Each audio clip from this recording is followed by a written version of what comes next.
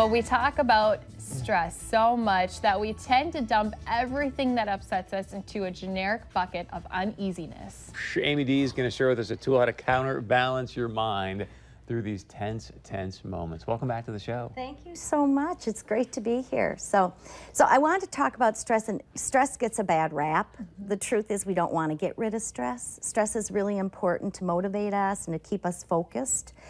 But today I want to talk about those moments where you're just overwhelmed and how you can counterbalance that. And I came up with it. I call it the fix because I use it myself in those moments. And I thought about it in terms of like this carpenter balance. You know how life is it's an active part of our life, and we're always trying to keep those bubbles of thoughts, you know, it's back and forth, and we try to keep it in between the lines. So this is an opportunity for you to keep those bubbles of thoughts and emotions in between those lines, counterbalance the stress that you're feeling. So to start with, I had an opportunity to use this just the other day. I flew into Tallahassee, Florida on Friday to speak.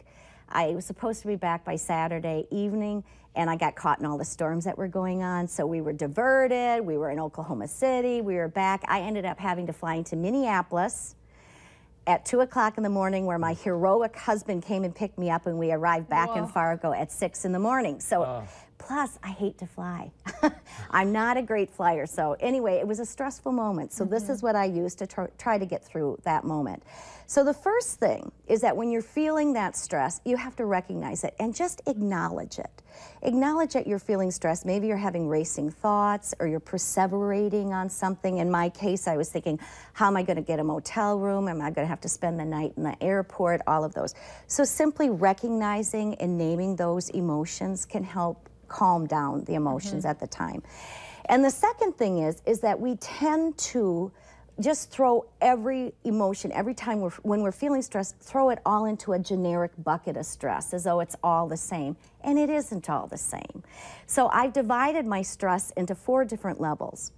And the top level is level 4 is trauma. And trauma by nature is something, maybe someone dies, you have a terrible diagnosis, maybe there's a tornado hits town. It's something that is not controllable, it's not manageable, it's not contained. Level 3 is a daily stressor. Maybe you find out that your kid is flunking math, you know, or that you have a really a deadline that you have to meet. It's stuff that happens, but it's a little bit lower. It's lower than trauma. This is something that's manageable and it's controllable. You can do something about it. It's contained. A level 2 is an activity of daily living.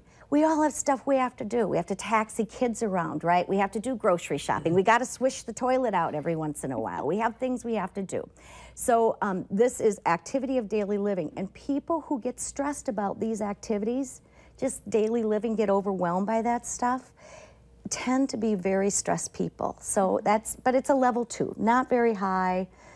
You know, you can calm yourself down. And the last is an irritant, and that's a level 1. And we all have those. Maybe you're at the grocery store and there's a long line and there's only one checkout open, and it's a trigger that sets you off. My husband hates red lights. So if he gets a series of red lights, he right away gets triggered. So we all have different triggers. So the first thing is to pause, recognize that you're feeling that stress, and then to assign a level from 4, 3, 2 to 1. And even assigning that level helps divide it out and helps you calm yourself down a little bit. And once we figure out which level it is, we're going to be talking with Amy about how to control that feeling, those feelings that you have. So we'll do that after a quick break.